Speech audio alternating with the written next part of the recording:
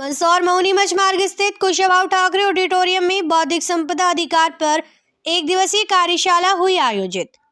मंदसौर के मऊनी मच मार्ग स्थित कुशाभाऊ ठाकरे ऑडिटोरियम में बौद्धिक संपदा अधिकार पर एक दिवसीय कार्यशाला आयोजित की गई है। इसमें बड़ी संख्या में छात्र छात्राएं और कलाकार मौजूद थे।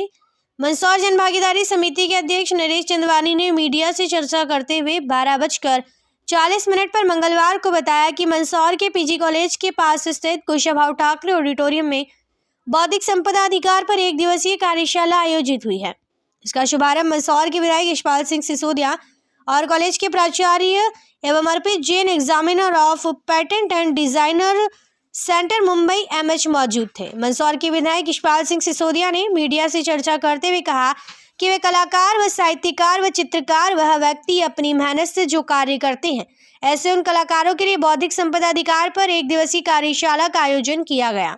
अर्पित Jain examiner of patent and designer centre Mumbai MH द्वारा मीडिया से चर्चा करते हुए कहा कि बौद्धिक संपदा एक मानव के मस्तिष्क का एक सृजन है। मानव अपने दिमाग का उपयोग कर एवं समय देकर अपनी ऊर्जा से किसी भी चीज का सृजन करता है और अन्य विषय पर भी चर्चा की गई। देखिए, आज की जो कार्यशाला है बौद्धिक संपदा पर एक कार्यशाला रखी गई है और आज के समय ये बहुत ज़रूरी हो गई है। आपने देखा होगा पिछले कई समय से हमारा नीम, हमारी हल्दी, हमारे कई तरह के जो जिस पर मूल रूप से भारत का, हिंदुस्तान का ही अधिकार था, लेकिन बड़ी मल्टीनेशनल कंपनियों ने अपने अपने नाम से उनका पेटेंट करा दिया। तो पेटेंट पर ये जो कार्यशाला है, भविष्य में युवाओं को, जो स्टूडेंट को, उनको जो जानकारी होनी चाहिए और कैसे इसका पेटेंट होगा, कैसे इसकी काम होगा, उस पर ये पूरी आज की कार्यशाला है और अलग अलग विषय पर अलग अलग सब्जेक्ट रखे गए हैं। और इस कार्यशाला में हमको बहुत ज्ञानवर्धक जानकारी माननीय अर्पित जी देंगे और वो आज मुंबई से मंदसौर पधारे हैं। मैं उनका भी बहुत बहुत आभार व्यक्त करता हूँ। देखिए, बौद्धिक संपदा मानव के मस्तिष्क का सृजन है। मानव अपने दिमाग का उपयोग करके, अपना समय देकर, अपनी ऊर्जा से किसी भी चीज़ का सृजन करता है और जब वो सृजन करता है, वही सृजन करता है, तो उस सृजनकर्ता को सारे अधिकार प्राप्त होने चाहिए उसकी कृति के लिए। चाहे वो एक आविष्कार हो, चाहे वो एक लेखनी हो, कविता हो, कहानी हो सकता है किसी बिजनेस या कोई ब्रांड नेम हो, कोई लोगो हो सकता है किसी भौगोलिक जगह, भौगोलिक उपदर्शन की विशेषता हो, किसी भौगोलिक जगह की कोई विशेषता है, जैसे कि रतलाम के सेव। तो ये सारी जो बौद्धिक संपदा है, ये मानव के दिमाग का सृजन है।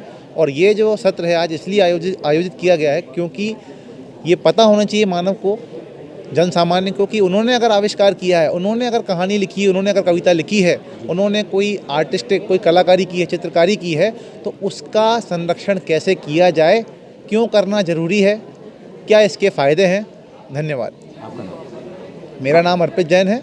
मैं एकस्व कार्यालय मुंबई से यहाँ पर पधारा हूँ। देखिए, निश्चित रूप से जो आज का विषय है बौद्धिक संपदा को लेकर के, वो वे कलाकार, वे साहित्यकार, वे चित्रकार, वे व्यक्ति जो बहुत अपने परिश्रम के साथ उस कला में पारंगत है, उस विधा में पारंगत है, लेकिन कहीं न कहीं उनकी विधा को, उनके ज्ञान को कोई चुरा लेता है और चुरा करके फ्रंट में आ जाता है।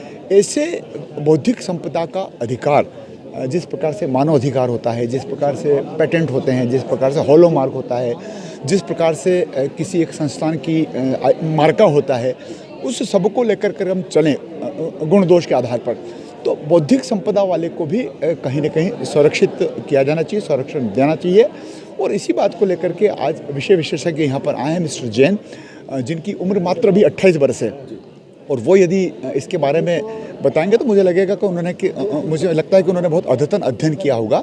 और आज की इस कार्यशाला से उन लोगों को बल मिलेगा, उन लोगों को ताकत मिलेगी जो बौद्धिक क्षमता के क्षमतावान है, ज्ञानवान है, लेकिन उन्हीं की कला को, उन्हीं की कृति को, उन्हीं के ज्ञान को कोई तीसरा व्यक्ति चुरा लेता है और वो आगे आ जाता है। इस बात को लेकर के, आज की कार्यशाला को लेकर के, मैं शासकीय स्नातकोत्तर महाविद्यालय की जनभागीदारी समिति के अध्यक्ष श्री नरेश चंदवानी जी को, प्राचार्य जी को और पूरे परिवार को मैं बधाई देना चाहता हूँ कि बहुत अच्छे विषय को यहाँ पर प्रस्तुत करने का उन्होंने एक मंच सजाया है।